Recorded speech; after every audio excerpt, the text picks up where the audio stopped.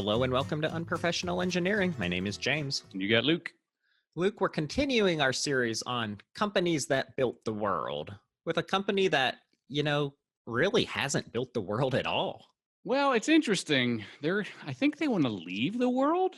They Is want to that leave the world and build other ones, is that which is a accurate? good, I think so. I This think is that's this is something. definitely, and we'll see how long we can go without actually saying the name. This is definitely the youngest company, I think, right? In all of our companies that built the world, like by far, Absolutely. right? Oh, yeah. So this I is a mean, it's company. younger than I am, and I'm a baby.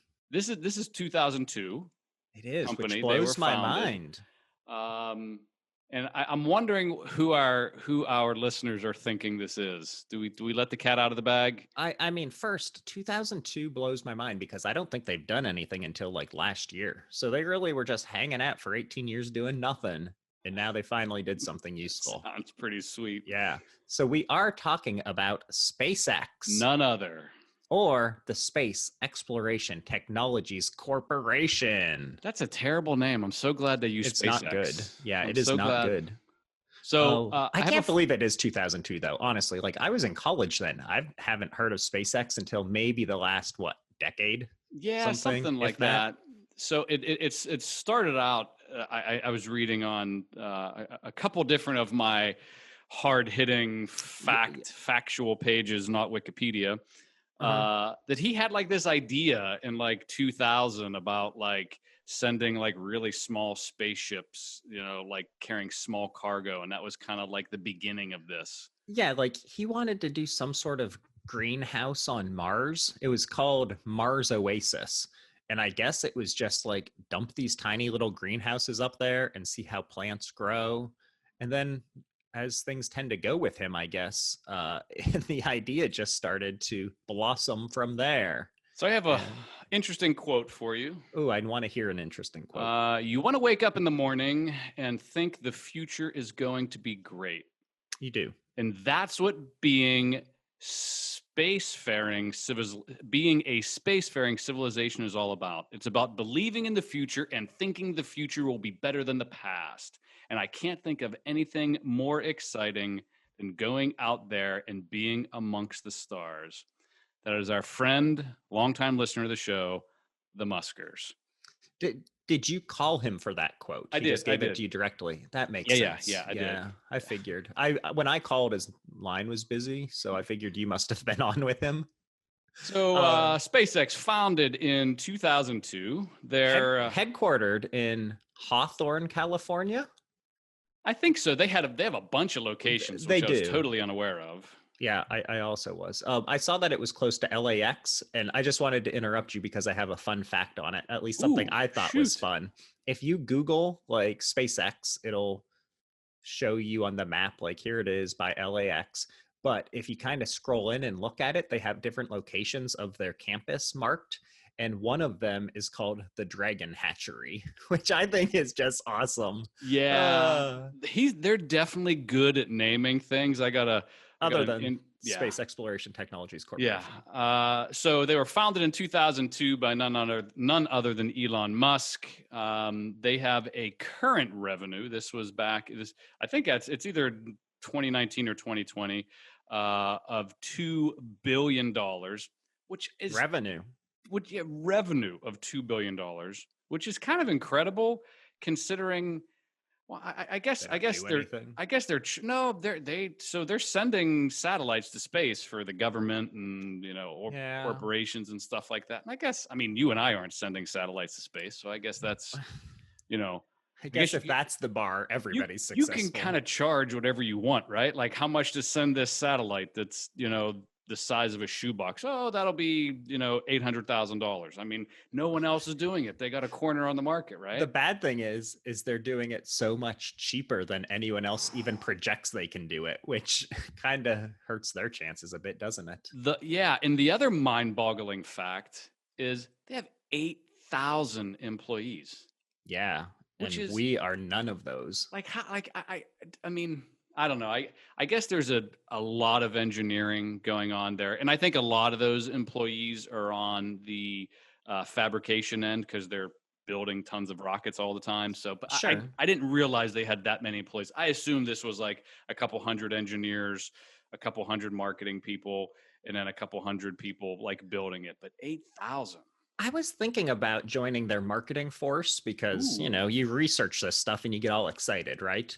But then I like looked at their page and they had really fancy videos, which were great. But it's like, what kind of marketing do I even need to do? Especially considering our boy Elon is just out there tweeting his face off all the time. yeah. So he doesn't need me, which is And unfortunate. their website, and it's so Elon. Their Oh, website is like it's like 7 pictures on a page, and then like a sentence under each picture. It's like, how is this a page for a $2 billion company with 8,000 employees that sends Teslas to space? Like, how is this your website? it's like we're gonna go to Mars, and it's like, oh, cool. How's that gonna happen? Just Nothing. going to Oh, Mars. good to know.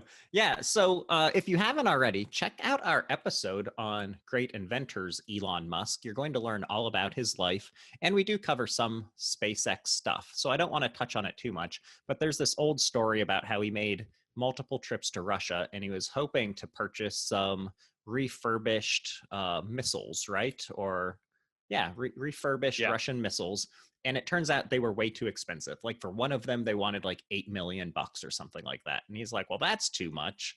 And this is where the idea for the Falcon 1 was born. So the Falcon 1's this two-stage liquid fueled craft that can send like little satellites and stuff like that into space. This is not the thing that's going to get people to Mars, but it is something that's like was the first step for the business, right? So the story goes that Elon, on his flight back to Russia, all disappointed, was basically doing the math on the back of one of those like little napkins that you get with your drink, Yeah. and basically decided it would cost like 3% of the price to just manufacture this thing himself. And Hmm. that's what he decided to do. And the next thing you know, SpaceX was developed.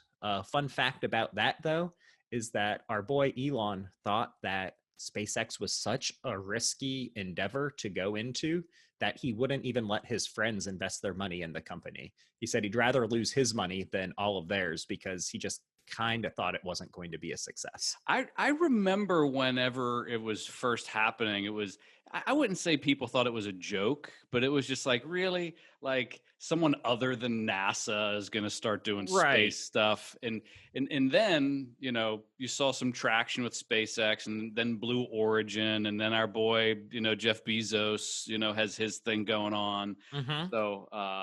So another fun fact, we're do a little chronological stuff here, and we can go through this at different points. But the very first Falcon 1 that you had mentioned, Mm-hmm. it made history on September 2008. That's crazy. This is 12 years ago now. Right. Right? 12 So, years? Am I doing the yeah, math right? yeah, Yeah. you like, yeah, literally exactly 12 years to today. Yeah. Yeah. Well, maybe And not to today, but the month. it becomes the first privately developed liquid fuel rocket to reach Earth's orbit. Yeah. Yeah, that's pretty awesome. What Yeah. I thought was interesting is that the first 3 attempts failed, Yeah. which, way to not get discouraged, but this fourth attempt made it. Everybody was happy, but the company was also broke at that point. Like they were almost ready to close up shop because of Mhm. just how expensive it is to get there. But I guess, at least as the story goes, Luke, Christmas kind of came early to SpaceX in 2008 as well. And literally, like 2 days before Christmas, NASA showed up and awarded SpaceX a measly $1.6 billion contract to start flying supplies to the International Space Station. So this was apparently known as commercial resupply services. Ooh. So we all know NASA, and I guess we'll say, divested from the whole sending people and stuff into space. They were hitching rides with Russia, things like that. Last And time now we've been they're to the moon was 1972. so long ago. And now here we have Elon coming around saying, okay, I got one thing to reach orbit. And NASA's like, cool, here's a whole bunch of money. Go take care of all of our I problems. mean, I guess nobody else was doing it, and it's one of those things where if you're I don't know, if you can buy the technology rather than building it, or buy the the engineering resources, like why Yeah. wouldn't you? Yeah, absolutely. They're just outsourcing their jobs, right? Just Uh, to SpaceX. Something I thought was pretty interesting on their website is they list some stats for launches, landings, and reflown I saw rockets. that. Yeah. And it's so funny. You would think a company wouldn't post that, but Elon, again, being so Elon, Very different. um, they've had 97 launches and only 60 landings. There's a, So I didn't know how to take that I didn't either. exactly I because didn't I don't either. want to say a third of the things blow up, but Yeah, but there have been a lot. I remember seeing a handful of those landings where they kind of go sideways at the last second. yeah. In some cases, they might still be up in space. They might be, connected to. I think Well, some of that's what it I'm might be saying. Like maybe it's not all explosions, right? that. But there have been a few. But the coolest number that I thought, and this is the one that is like literally no one has ever done this, 42 times they've reused the rockets. Yeah, Just which like is the money. amazing. I mean, Oh it's yeah. probably like billions of dollars they've saved by reusing those rockets 42 times. Yeah, that's So, really an amazing thing. We'll get more into like how they reuse things and their plans and how that's just totally different than anything anyone else has ever done. But before we do that, let's take a break for a word from our sponsor. I mean, I have to assume with our close, deep connection with the Muskers that it's SpaceX. Did you secure that this week, James? Did you Uh make that call or did you forget? I thought you were going to do that while you were getting that quote from Elon. Oh, I thought you were. No, gosh, next time, Yep. next time. So no sponsor this time, but we do have a number of shout outs. Oh, let's hear him. Sean W., a computer engineering major from Missouri University of Science and Technology. Go Mud Ducks. Heck yeah, Mud Ducks, looking for some stickers. So if you want stickers like Sean, reach out and let us know. So Sean, they are in the mail. And by in the mail, I mean in my desk and probably not in the mail for many months. Sammy K, looking for an internship. With us? Yeah, well, I let Sammy know that we only do unpaid internships that consist of my busy work, like emailing people and sending stickers. So probably not the best learning experience. And then there was one more, really super cool. Carl S., a Pittsburgher from Wexford, Luke. Nice. Yeah. Worked at Bettis, opened a PR firm, and suggested a few great topics, such as engineering fails for us to cover, which I think is right up our alley. Didn't we kind of do an engineering fails? I think we did something of the sort, but if we could definitely revisit it because I think goodness, there's a lot of engineering failures we could talk about. Carl walks around North Park listening to us, so that's cool. Sweet. But also said refrigeration should be in the top 10 inventions list, which, is hard to argue when you think about it. I hate the heats, let me tell you. I hate the heats, but like keeping food safe, preserving things, like really a good one. And I was just happy that he didn't say fire should be on the list like everyone else that writes in that didn't listen to the first line of the episode. So if any of you have ideas of what the great invention should have been that we ignored, if you have some topics you want us to cover, if you just want some stickers, you just want to say hi to Luke, anything you want to do, email us at unprofessionalengineering@gmail.com. And don't forget to subscribe, like, share, and you can always yell at your smart devices to play Unprofessional Engineering Podcast, and you can hear us anywhere you like. That's right. So getting back into the history of SpaceX, I did want to throw something out there. We talked about how the Falcon 1 was so much more cost effective, right? And one of the reasons for that is, again, just going against the grain in all fashions. SpaceX developed the Merlin engine, which is a much cheaper alternative to the engines that other companies that were in the running, such as Lockheed and Boeing, were using on their crafts. They also focused on making reusable rockets. So as you said, they've had 42 reused rockets at this point. Just imagine, as opposed to the, probably billion-dollar creations that get used once and then thrown away. Now they're just saving all of that over again, or not all of it, but a good portion of it. Totally crazy. But a fun fact for you about the Falcon 1, the name itself is actually a nod to something, for those of you who have seen Luke's Office, to the Millennium Falcon, our friends at Star Wars. How also nice. All longtime listeners, I assume. How cool is that? So speaking of engines, their current generation engine is the Raptor engine. They began. I don't think they've used this one. This one's been doing some test flights for Starship, which we'll talk about a little bit later on whenever we think about the timeline. But just think about this engine. So this engine is only 4 feet in diameter. So It's like the size of me. yeah, roughly. Yeah. It's 10 foot tall, and it produces 440 KLB Kilopounds? kilopound foots. I should have did my Nailing that research. one, Luke. You're Okay, nailing that one. so the other unit is 2 MN. 2. Geez, I really feel stupid right now. You should. You really Okay. should. It's a lot of thrusts, James. Let's just All put the it that way. thrusts. It's all the thrusts. Yeah. And there's a picture of this thing on their website, and it looks like a work of art. It's beautiful. So Wow. It is a work of art. If you go to their webpage, they have a lot of pretty looking things. Most of yeah, them are computer generated renderings or something, which but is they're all still right. very pretty, You right? know. In 2010, Luke, SpaceX launched its first Falcon 9. Fun fact is the Falcon 9 is actually named because it uses 9 engines, which I did not realize. So in December of the same year, the company reached another big milestone, and you kind of made reference to this earlier.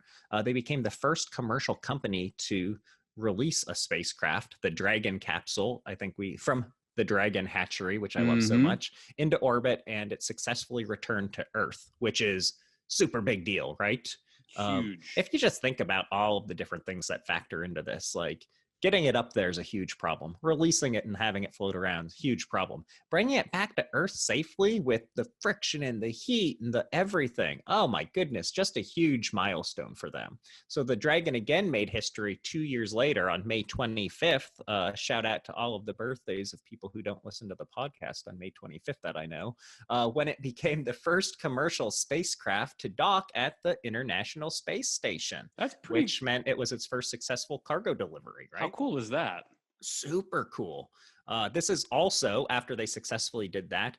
I feel like this is like when they make contracts for football players. They're like, if you hit this goal, here's your bonus. And then if you hit this goal, here's your bonus. So in 2012, SpaceX also won the contract to make space shuttles that could take astronauts into space. So don't you feel like that, like, okay, you got the stuff to us safely. Now Yeah. get the people to us safely. Well, you got to prove that you can do it safely, because the minute, I can't remember who we were talking to. I think it was whenever we were interviewing the folks for the movie review that we did.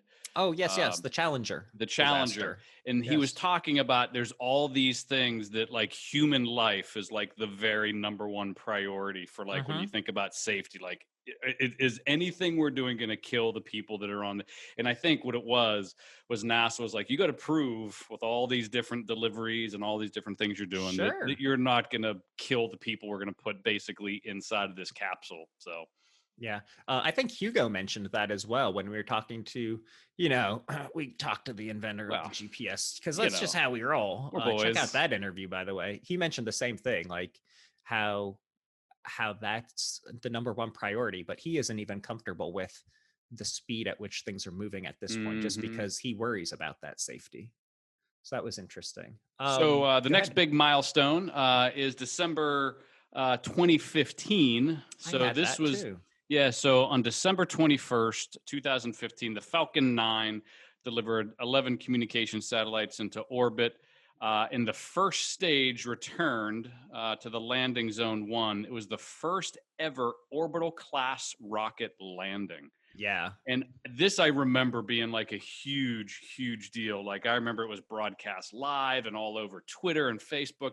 Just watching that thing land was just like, it almost looked like it was a video game. Like, it didn't look real. Like the engineering and the control systems and the processes to do the calculations with, like, crosswind and, like, all the environmental things that are happening for those engines to fire to get that thing to land properly was just, it still is mind boggling to me that it can do that. It seems kind of funny because I remember it as well, like just what a big deal it was, it being all over social media. And it really is a huge deal getting this thing to return and land safely, right? Or to return safely and then be able to be reused. Mm-hmm. Uh, but now, knowing what's happened in the 5 years since with the success that SpaceX has had, it's almost like that's an afterthought, right? Yeah. Like it was this huge milestone, a total game changer. And now it's just kind of like an assumed thing that's going to happen. But Elon, why would we ever not land on a moving, floating something called the drone ship? We could Right. land on stationary, non moving ground with a very specific GPS coordinate system. No, let's put this thing out in the ocean and land on a floating, moving ship. So It's in so crazy. 2016, merely a year later, Falcon 9 launched the Dragon again, went up, hit the space station. They hung out for a while, and it returned the landing rocket. And you know what the name of the drone ship was called? The Mm-mm. name of the drone ship was called "Of Course I Still Love You." That's the name of the ship. I don't know why. I probably should have done a little research as to I why didn't that's even see that. I what it's love called. that. Oh my Um, that's goodness. the name of it, which is just like so. So now you're taking like into account this ship wasn't anchored. Like I remember watching that one too, and it was like it was a barge floating in the middle of the ocean. It was rocking up and down and back and forth, and Yeah, oh it well. really is crazy. All right, so before we go on any further with the history and future of SpaceX, let's take a break for this week's Luke's rant. So this week, James, I don't have anything, and I'm going to defer to you. You said you had a little bit of Yeah. snafu or something pop up that was on your mind. I do. And this is something you've kind of ranted about before because, you're just not a big fan of all things Apple, Oh, right? other than my phone, which Yeah, is I okay. love my phone too, Other but than that, let me tell you about the plague that is Apple AirPods that has just shown up in my life. I don't know what happened, but I swear every meeting I'm on now has somebody with Apple AirPods. I think they look cool. I think it's cool that they're wireless and you can just kind of stick them in there and you can speak into them and hear everything and all that. But they don't work. yeah. Every person that I talk to on a meeting either has them cut out regularly, has them sound like they're in an echo chamber, has them just terrible control over them, and apparently getting them to connect to a PC versus a Mac is just awful, and that's a big part of the problem. So you know what? I Oh, appreciate that you all want your AirPods and they look cool and you're super trendy, but maybe get something that actually works because they're terrible and they make my job worse. it is interesting though. If you've seen any because there's basically all the interviews you see on the news nowadays. So many people are using, and they're using wired, but they're using wired. Like the white Apple, Yeah. Oh yeah. Yeah. Yeah. headphones that come with, and they sound so good. I mean, I think the Yep. quality is really good of the wired ones because I mean, literally, like nationally broadcast television, interviews, people were using a set of Apple Isn't that headphones nuts? to do interviews, which is crazy. Yeah.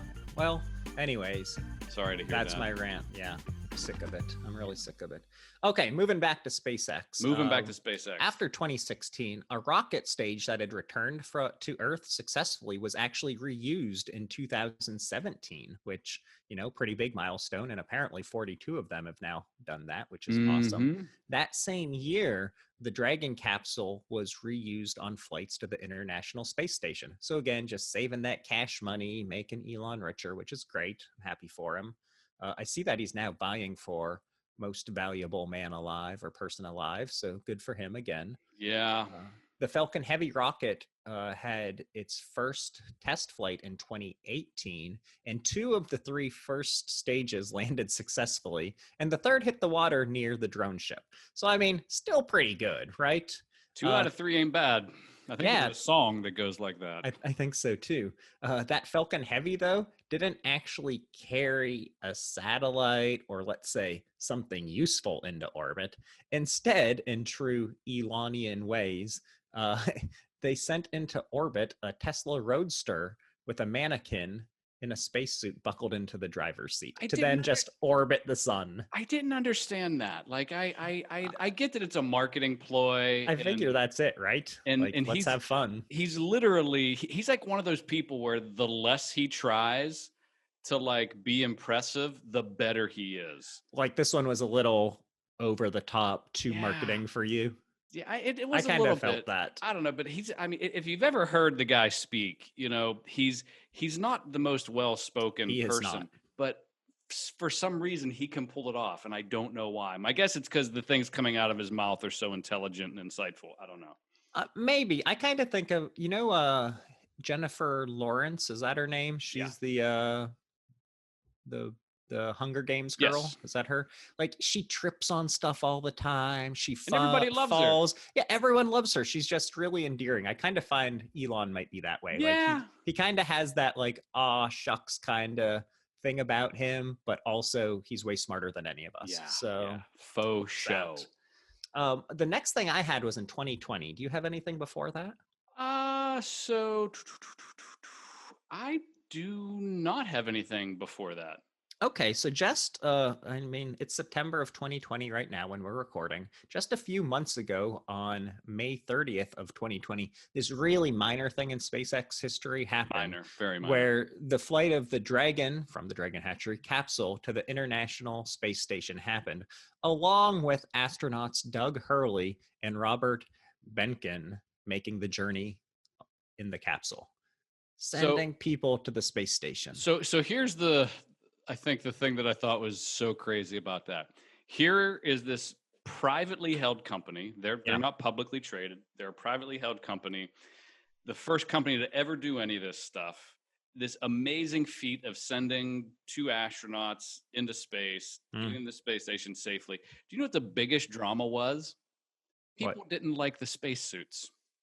You remember the spacesuit No, shenanigans? I don't. Oh my! Because these spacesuits were very, I'm going to say, modern looking. They almost look futuristic. They were very slim, fit, like NASA suits. You look like the Stay Puft Marshmallow Man, Yeah, right? yeah, yeah. And if you look at the pictures of like the spacesuits, you can tell that he watched the movie Interstellar, like before they designed these spacesuits. The helmets are really like close to their face. They're a normal size. They were Like probably actually comfortable. it's a pretty cool spacesuit, as spacesuits go. But people were just like, how could that be safe? And it's like because they designed it better than NASA did. That's why. That's all. Yeah, like you said, it's been a long time. So, Biggest drama was the spacesuits. that's outstanding. That's the way you want it, right? Yeah. So I really don't have much about that. Like, we shot them into space, they connected, took a little while to get everything hooked up as it's supposed to. Everything went flawlessly and everyone's happy. Like, that's kind of where I drew the line with what's going on with SpaceX today before we actually look into the future. Do you have anything else that you wanted to talk about? I don't think I have anything specific. I want to talk about some of the human stuff like the human space travel, but that's futuristic stuff other than these two. So we can save I'm ready to that move into the future. Okay, let's go to the future, James. Back to the future. Yeah. Okay, so we're planning to go to Mars. Everybody realizes that that's Elon's big plan, right? Yep. There's a lot of interesting stuff that goes along with that, though, as well. Like, that's not the only thing that they're going to do. They also want to send people into space, what you'll say, but they just did that. No, I mean, like, you and I kind of people, not just like astronauts. No, you and I. Okay, so like me. So SpaceX is planning to use the Starship for a flight around the moon. And again, Starship is what Luke mentioned before. It's like the next generation. It has like 1,000 kilograms of lift to low Earth orbit. This is going to be what gets us to Mars. It's going to be amazing, right? So they're planning to send a Japanese businessman, Maezawa Yusaku, and several artists, I heard, in 2023 to launch settlers into space and then to launch settlers to Mars in the mid 2020s. I've heard as early as 2022 to send goods to Mars, like the stuff that will land and then we'll be able to use them ahead of time. And then and if you haven't checked out our, I think it's Terraforming Mars episode, do that. 2 more years in 2024 is when Mars will be closest to Earth again. And so that's when they would goal to shoot people onto Mars. But Mr.